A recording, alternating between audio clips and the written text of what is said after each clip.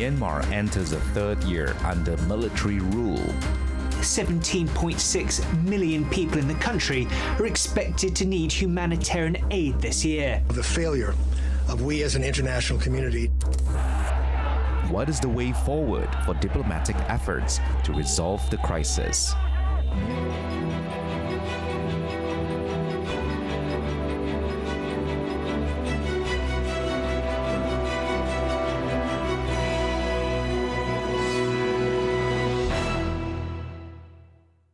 I'm here at the Myanmar mission to the UN in New York to speak with Chow Mo Tun. He doesn't represent the Myanmar military, but is recognised currently by the United Nations as Myanmar's ambassador to the world body. Ambassador, thank you so much again for taking the time to speak with us. Can you give our audiences an update on what the situation on the ground is? The situation back there in Myanmar is very unfortunate for the people of Myanmar. So because of the atrocities, because of the crimes against humanity, there are quite a number of people, like almost 1.5 million people are being displaced internally. And then also about 15 million people are now in the situation of food insecurity. That are the people are facing. So that is why we really need the humanitarian assistance from the international community. But sometimes, UN, they provided that humanitarian assistance, and the ASEAN as well. But it is not reached to the people in need, because those people who are really in need of humanitarian assistance are living in the conflict-affected area. So, and so far, those people haven't received any kind of humanitarian assistance. The draft resolution has been adopted as Resolution 2669 of 2022.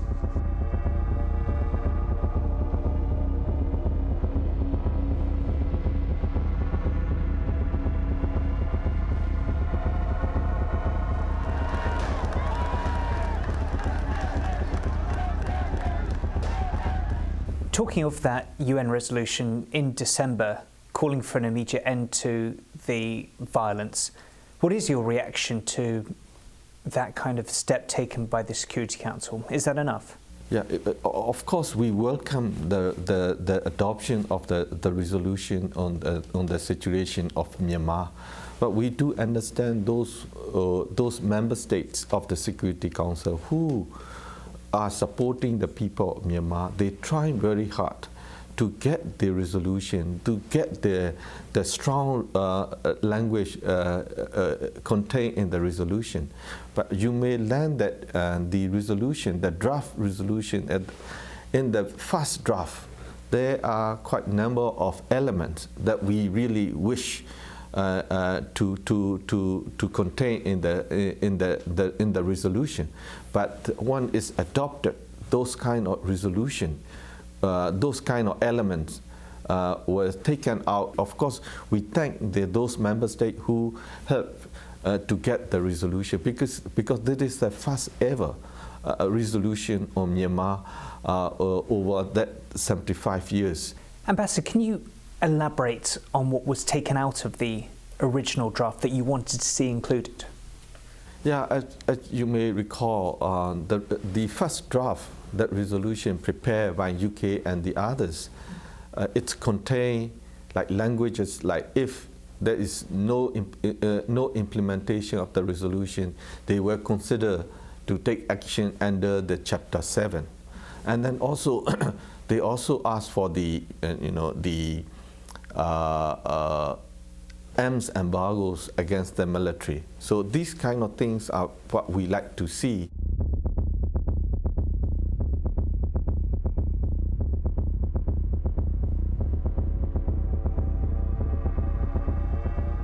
Human Rights Watch said after this vote, after 3 members of the Security Council abstained in the vote, 12 in favour, 3 abstentions, that the likes of China and Russia had lost interest in sticking their necks out, as they put it, for the country's military. What's your reaction to those abstentions, is that a sign that there might be progress and might be momentum shifting for the Security Council to act more decisively in the future?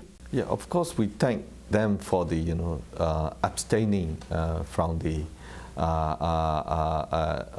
voting, and also because before the adoption of the resolution, many member states are quite not sure yet whether a member state will use the veto or not. Because of China and Russia, they abstained. The resolutions went through. So that is why we ourselves also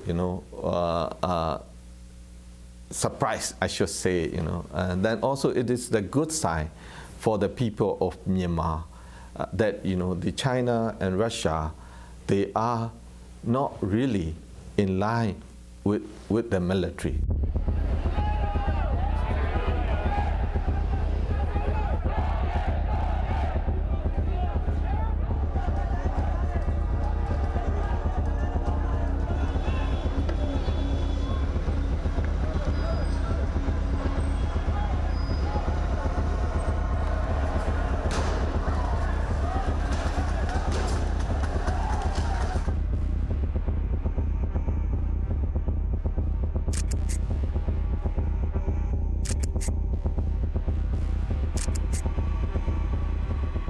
What's your reaction to that report that names a number of nations that are friendly to your cause?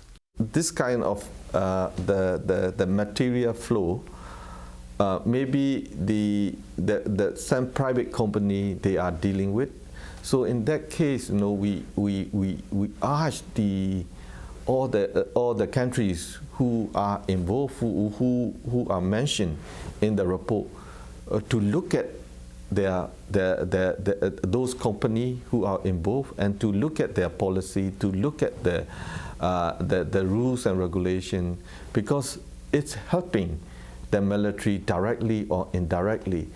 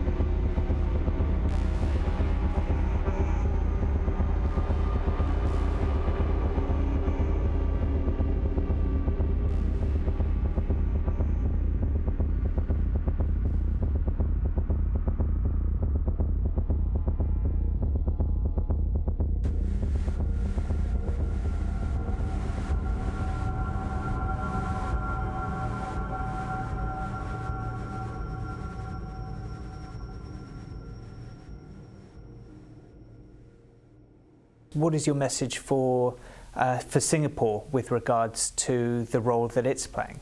Yeah, so I understand that the Singapore Minister of Foreign Affairs of Singapore already came out with a statement and already say there is no involvement from Singapore.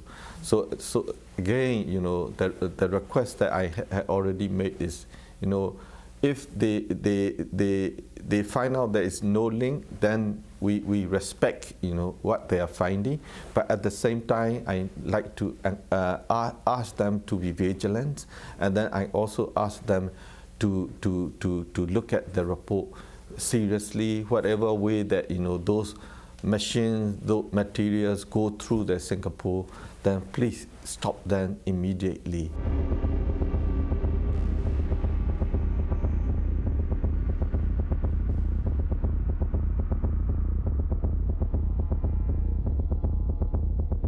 Obviously, Indonesia is the new chair of ASEAN.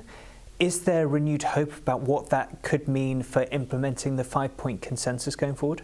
Yeah, of course. You look at the chairmanship that we have in 2021 and 2022, and then also now the chairmanship of ASEAN. Indonesia became the chairmanship of ASEAN since the 1st of January 2023. So we all are very hopeful that because of their interest, because of their leadership in the region, so look at it, they have the successful chairmanship of G20. Now they are the chairman of the ASEAN. We all are very hopeful for the Indonesian chairmanship of ASEAN to bring a light for the people of Myanmar.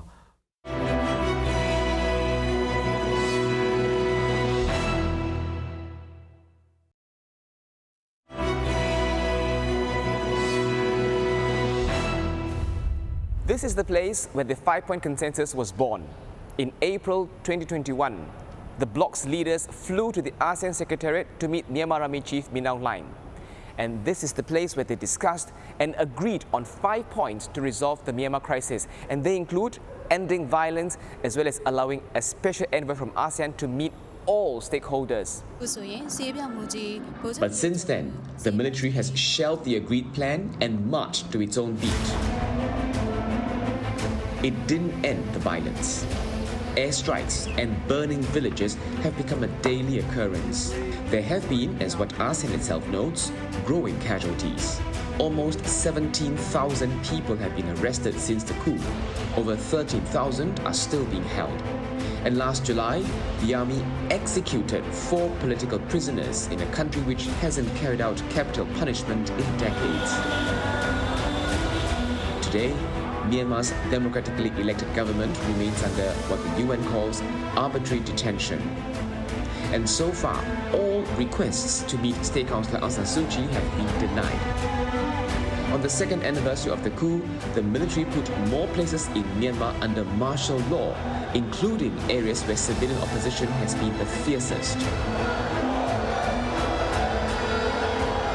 What's happening in Myanmar has cast a long shadow over the region, and it was high on the agenda as ASEAN's top diplomats met for the first time under Indonesia's chairmanship this year.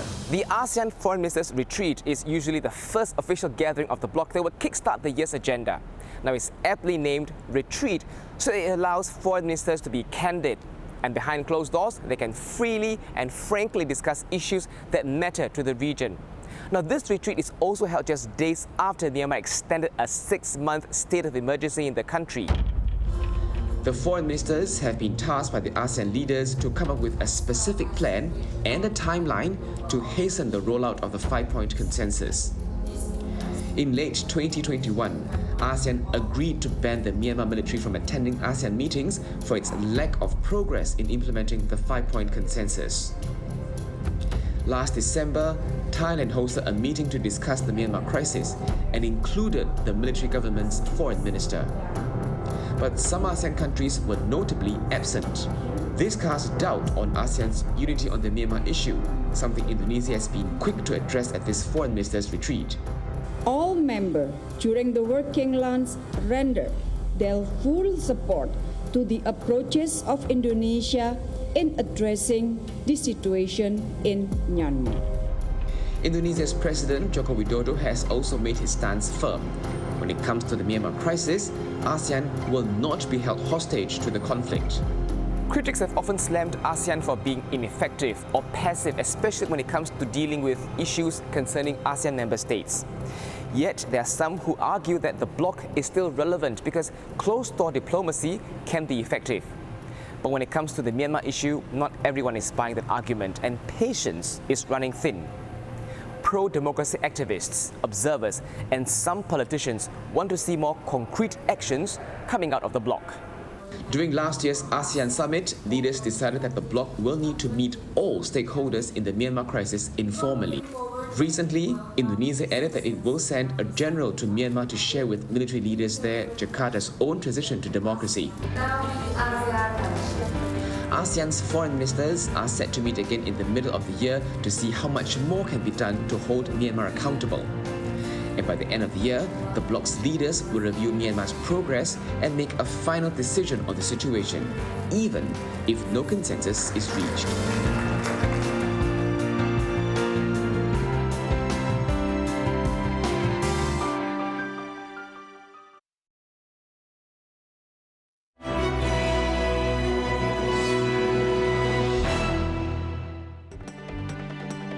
Sasagawa, Special Envoy of the Government of Japan for National Reconciliation in Myanmar and Chairman of the Nippon Foundation at the Damador Guest House in Naypyidaw on 13 November. Japan's Special Envoy for National Reconciliation in Myanmar, Yohei Sasagawa, was appointed in 2013 to help facilitate the process for reconciliation between the Myanmar authorities and the ethnic minorities. He is also the chairman for Nippon Foundation and is known as the peace broker in Myanmar.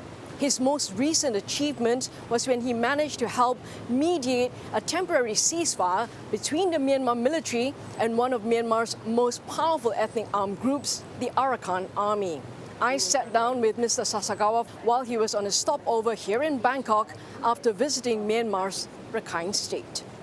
What new progress do you think you have made in Rakhine State?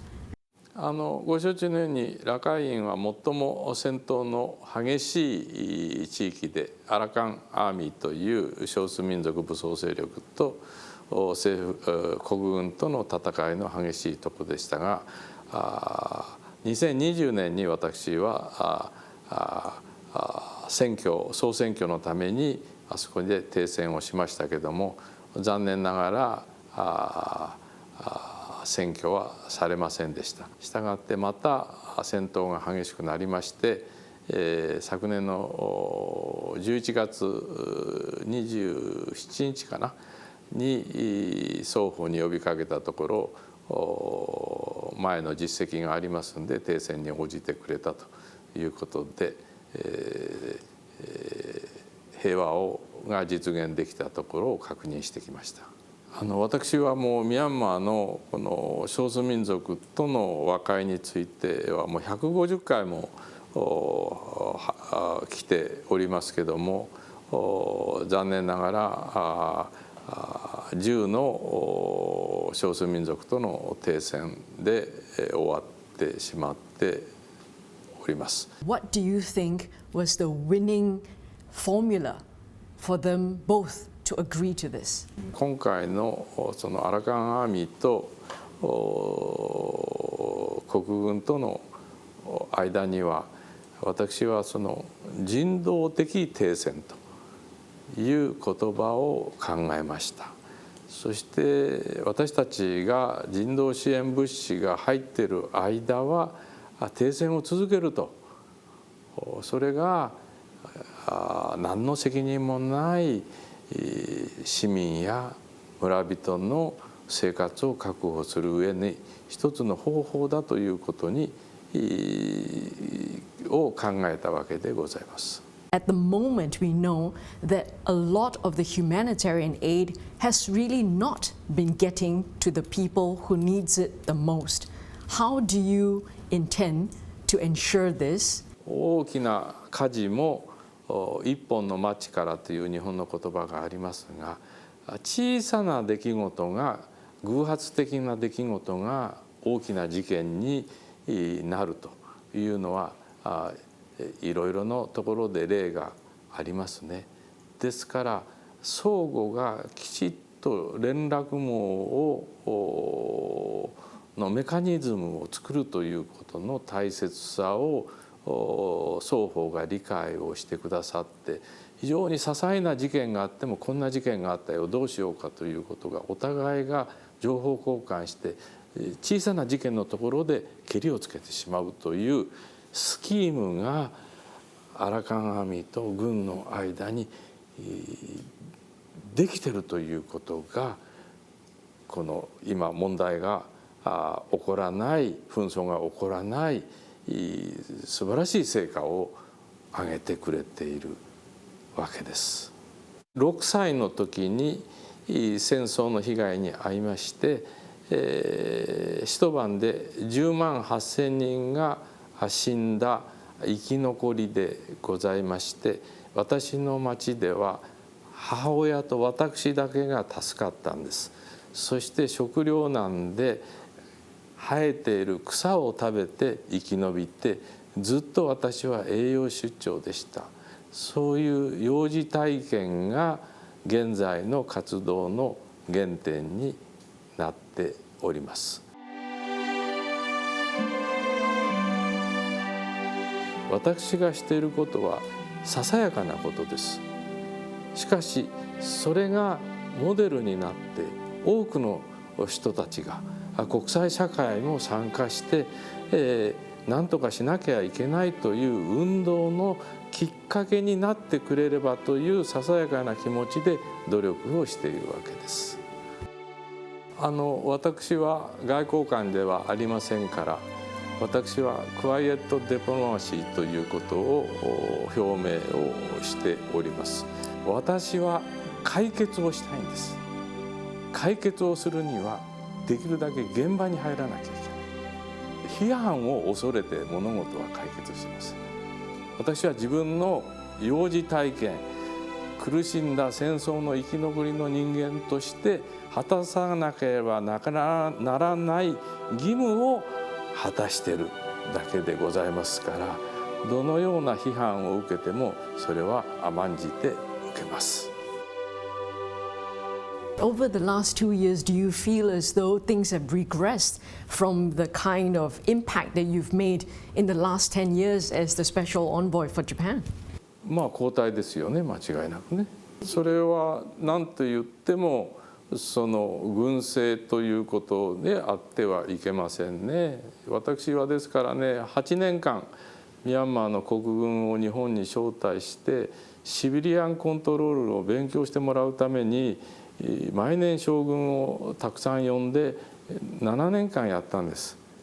それが徹底しないうちにこういうふうな事態になったっていうのは私としても残念なことですね。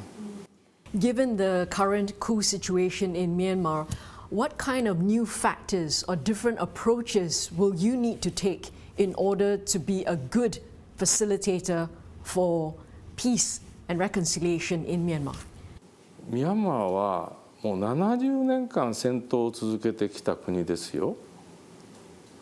少数民族との間でそんな長く紛争が続いてきた国っていうのは世界にありません。そこに今度の新しい問題がまた重なってきたということで、全く僕の言葉で言えば高等数学を解くようなもので、私はそれを解く方法は知りません。分かりません。しかし解くように努力は続けたいと思っています。